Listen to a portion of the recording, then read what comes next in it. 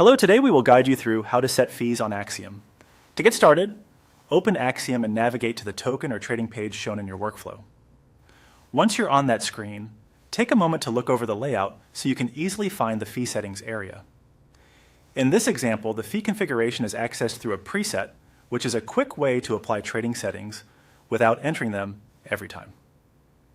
Next, look to the bottom left area of the screen and click on Preset 1. This opens the preset controls connected to your trading setup. If the panel appears small or compact at first, that's normal.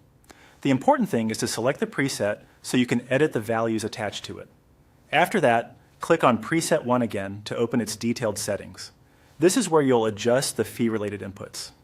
If you see multiple fields, go slowly and make sure you're entering each value in the correct box. Accuracy matters here, since even small differences in these numbers can affect how a trade is submitted. For the slippage field, enter 25%. Slippage controls how much price movement you're willing to allow while the transaction is being processed. Using the example value shown here, 25% gives a wider allowance for price movement. Be sure the number is entered in the slippage field specifically and double check that the percent format looks correct before moving on. Then, find the priority field and enter to 0.02. This value is used as part of the transaction fee configuration and helps define how your transaction is prioritized. Enter it carefully, especially the decimal placement, since a missing zero or misplaced decimal can change the setting significantly. Next, go to the bribe field and enter 0.01. Just like the priority value, this should be entered exactly as shown. When working with small decimal numbers, it helps to pause for a second and verify the value before continuing. That quick check can save time later if you need to avoid correcting settings after the fact.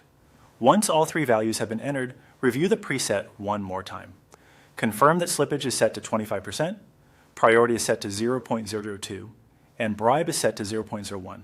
If everything looks right, click Continue to save and proceed. And that's it. You've successfully set fees on Axiom using preset 1.